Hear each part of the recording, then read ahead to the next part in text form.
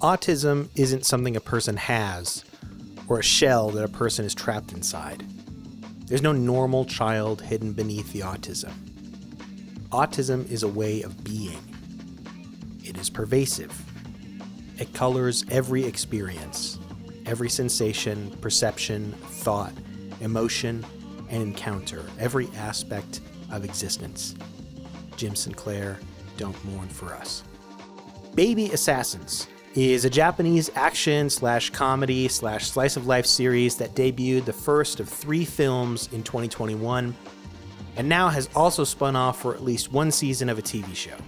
Directed by Yugo Sakamoto, with action choreography by Kensuke Sonomura, coming straight off of his own 2019 directorial debut in indie action game changer Hydra, the Baby Assassin series follows 2 young slackers who work as contract killers for an assassins guild in Japan. It's an action vehicle for its main stars, released directly to streaming in the US by Hi-Ya, and it's actually not about assassins, it's about autism. If you're not familiar with or haven't seen Baby Assassins, I'm going to try and persuade you that not only are they worth your time and attention, they're some of the most thoughtfully constructed action films of the modern era, and in my opinion, they stand alone right now as the Girls with Guns series in a post-Corey Yuen landscape. I'll talk about that another time.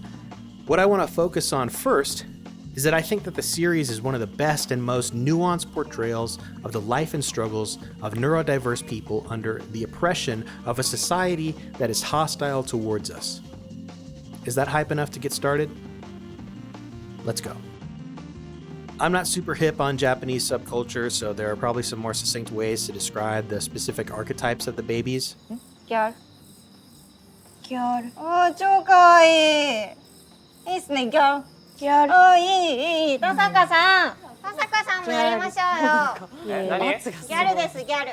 何？ギャルがどうしたの？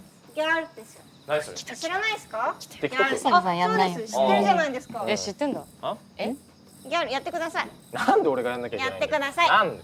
じゃあ分かったもうじゃあもうこれやったらもうすぐ帰るからね。はい。はい、行くよ。せーの。やれ。よいしょあー、すごい。But since I can't do that, humor me, and let's talk about how the film introduces us to them. The first movie opens on our first baby, Mahiro, played by Saori Izawa, in a job interview, answering the implied, "Why do you want this job?" As someone who just spent the last few months hunting down a new job, let me just say, stupid question. But Mahiro is crushing it. She gives us 4 reasons. I come here a lot, I like the atmosphere, it works for my schedule, and the sign is cute. 4 whole, as far as we can tell, earnest answers to one of the most useless and asinine questions of the modern era. We start to see aspects of Mahiro's character right away, by just examining her body language, trying to take up as little space as possible, not maintaining eye contact. Her speech is quiet, almost inaudible at times. She's obviously, visibly uncomfortable in the situation. And this interviewer sucks. He sucks so much. Great job to this actor and to Sakamoto for instantly setting the tone. There's a spark of conflict. The interviewing manager boasts in his own misreading of a quote from a children's manga character, something he chooses to prescribe to Mahiro as a way to live her life, a wild and invasive overpresumption. But Mahiro isn't passive in this situation. She pushes back. We learn a little bit more about her. And then we see Mahiro run out of juice.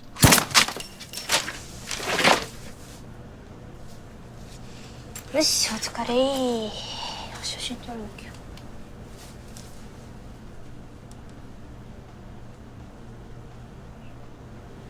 はい、チーズ。Okay.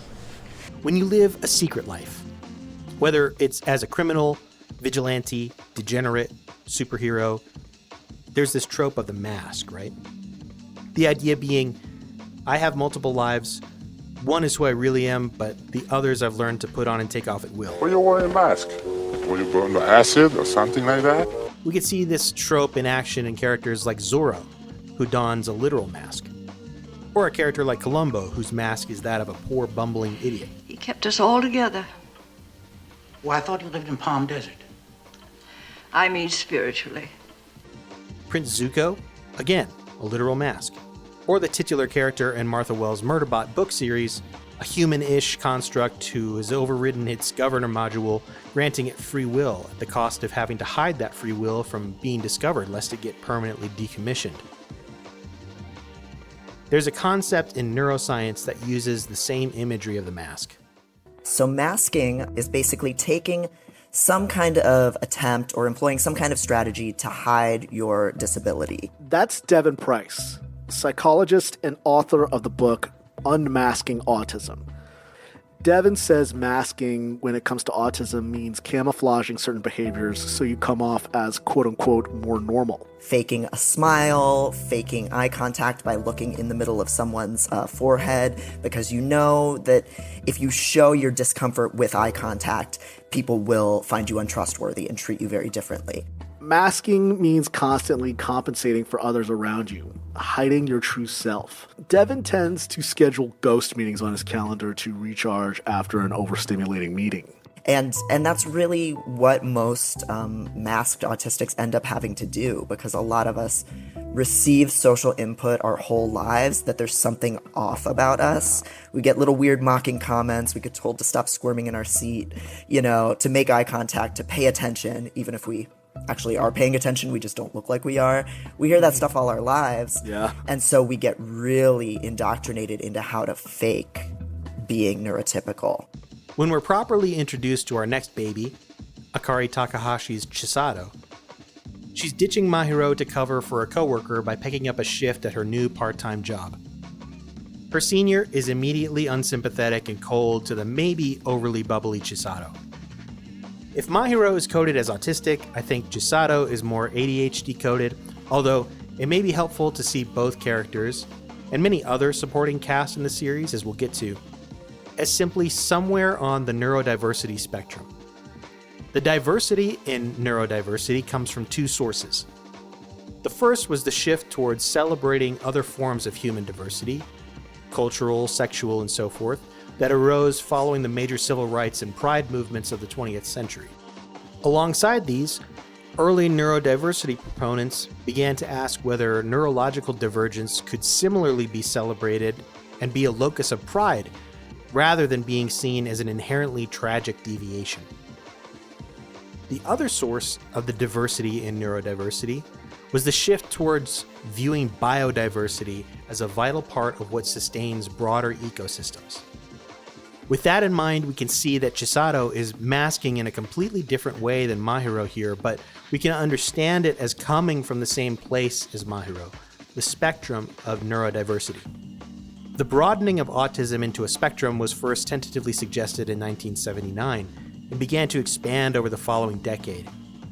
Since the 90s and 2000s especially, the spectrum has continually widened as an ever-rising percentage of the population falls short of the social, communicative, and sensory processing capabilities required by the new economy. We see this more as we see more of Chisato's character, but her default mode in new, uncomfortable social situations is a boisterous energy, often doing a silly voice or an impression, enthusiasm as a buffer for awkwardness.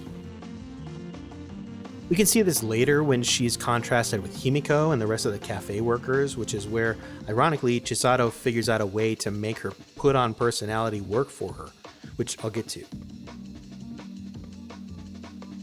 Right away, we see two women on the fringes of society, both of them desperate for the relief of finally figuring out where they fit into what's being asked of them by their superiors. The plot of the movie really kicks in after these two introductions. We find out the babies are hunting down these side jobs because it's a requirement of them by their primary employer, the Assassin's Guild. They've just moved in together, and Mahiro in particular is having a hard time because of what Chisato calls communication problems. So when Chisato lands an interview after being let go from the cafe for, let's say, behavioral issues, Mahiro asks to come along because おはよう。マヒロさんも早く仕事見つけろ。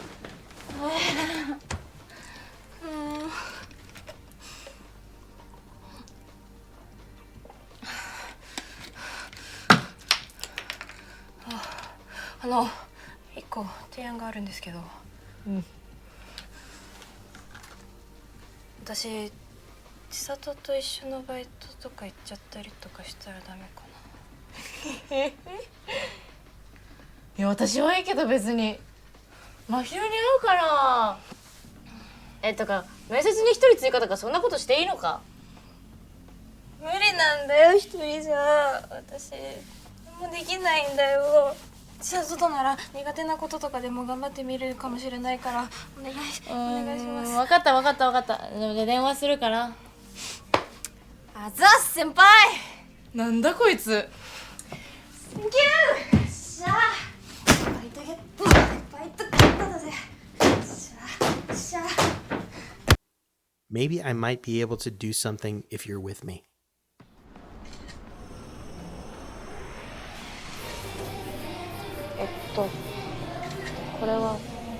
I do want to note here that the movie makes it very clear that Mahiro isn't a lazy slacker who doesn't have work because she isn't trying to find it.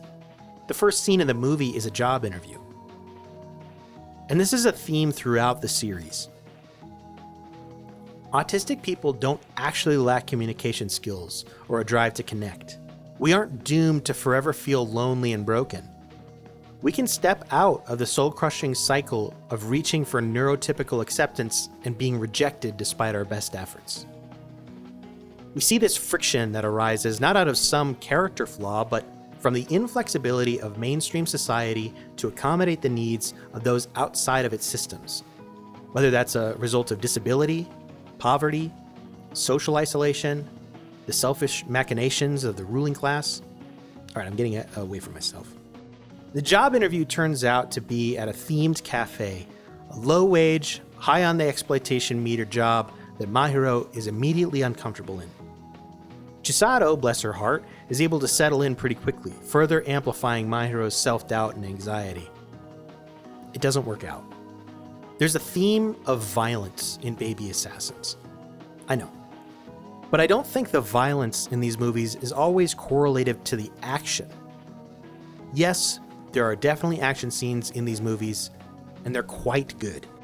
But the violence of this story is one of a capitalist society demanding ever-increasing amounts of not just physical labor, but emotional labor as well. This emotional labor works to dehumanize workers, treating them as machines rather than people. For the flight attendant, the smiles are a part of her work, a part that requires her to coordinate self and feeling so that the work seems to be effortless. To show that the enjoyment takes effort is to do the job poorly.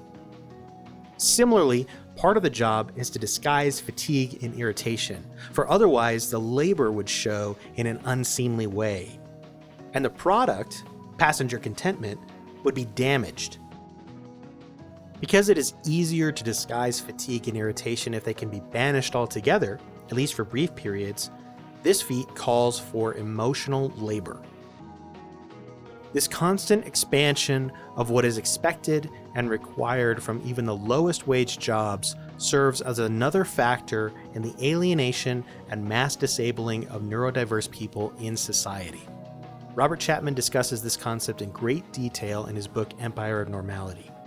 Since the pathology paradigm and the way it naturalizes increasingly restricted conceptions of normality grew precisely to mirror the needs of the capitalist economy, it is these material conditions that need to be changed, not just our thinking. Back at the cafe, Chisato hits it off very quickly with another employee, Himiko, played by Yukina Fukushima, who absolutely kills her small role here in my opinion. And we're given one of my favorite scenes in the movie, which I'll show you in a second. A lot of scenes in Baby Assassins take place around the acts of eating and cooking. Sakamoto loves food culture and food films. He's mentioned Jon Favreau's Chef as an inspiration. In a recent interview on the show Last Meals, Josh Schreier pitches his philosophy on food as not just a sociological equalizer. When people use the adage, food brings everyone together, some of my first memories of food were how they divided people. Wow. I was sitting at the lunch table in Orange County, which is deceptively a very, very diverse area. People sitting there and just seeing all, I had the state subsidized school lunches, so I was sitting there with just like the cardboard pizza. And then I remember I had a friend whose parents were from Lebanon, and they would make him like mujadara, in a Tupperware.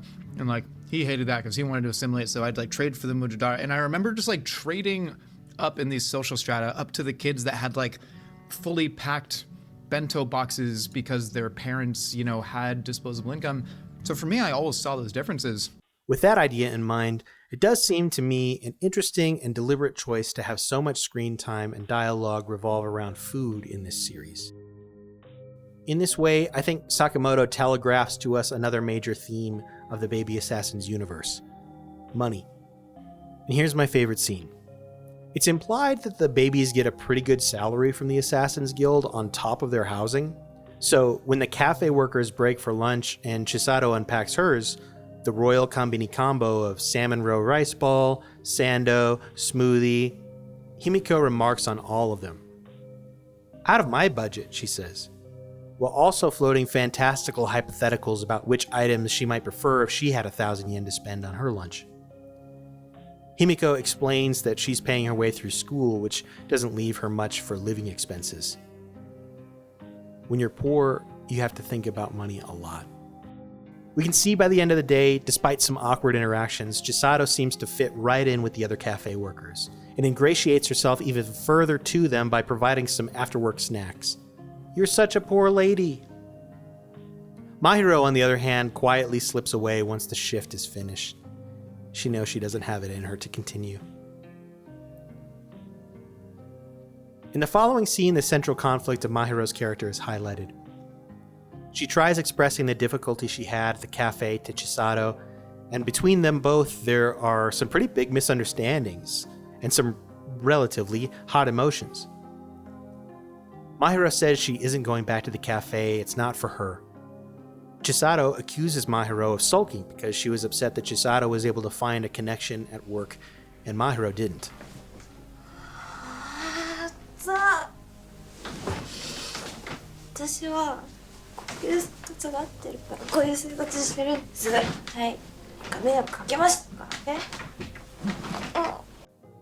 I'm only living like this because it suits me. Did I bother you in any way? Almost every autistic person I spoke to has found that in order to build a life that suits them, they've had to learn to let certain unfair expectations go and withdraw from activities that didn't matter to them. It's scary to allow ourselves to disappoint other people, but it can be radical and liberating too. Admitting what we can't do means confronting the fact that we have a disability, and therefore we occupy a marginalized position in society. But it also is an essential part of finally figuring out what assistance we need and which ways of living are best for us. The next day at the cafe, Chisato is put in a position where her mask has to come off. In this case, she knows it means she can't come back to work at the cafe, and she knows that she can't go back to her coworkers with whom she was just starting to get along. I love this whole scene, and it is so sad. Is the framing of unmasking as shooting a couple of Yakuza in the head a bit silly? Sure. But within the context of the allegory, I find it to be an almost universal experience of neurodiversity. Any neurodiverse person will tell you they've experienced this exact moment where they allow a little too much of their unmasked self through, and who they show themselves to be is promptly rejected by the people around them. At home, Mahiro has been processing. She expresses clearly to Chisato in what is obviously a speech she's been rehearsing all day that she's not cut out for what the Assassins Guild is asking of her, and she doesn't feel like it's worth any more of her energy. However, her relationship with Chisato is important to her, and she's willing to work hard to maintain that relationship. I cut off the end of an earlier quote from Devon Price. Let me read it in full here. Autistic people don't actually lack communication skills or a drive to connect. We aren't doomed to forever feel lonely and broken. We can step out of the soul-crushing cycle of reaching for neurotypical acceptance and being rejected despite our best efforts. Instead, we can support and uplift one another and create our own neurodiverse world where everyone, including neurotypicals, is welcome. This self-advocacy on Mahiro's part is what finally allows the babies to be themselves with each other. Together, they give themselves permission to take the first steps to discover and live in the way that suits them. When I talk about my love of martial arts focused action movies, most often I'm met with bewilderment. Second most often, it's a polite smile and a quick change of subject. I think most people have a pretty clear idea of what constitutes an action movie these days. And yeah, I can't really blame them for the immediate dismissal. I didn't really understand the breadth and depth of the genre until my 30s when I started exploring Hong Kong's action film history. It was the final fight in Koryun's Yes Madam that rearranged my brain. I saw so much passion and dedication and purpose in that fight. I finally realized that not every action movie is a brain-dead cash grab like I had assumed.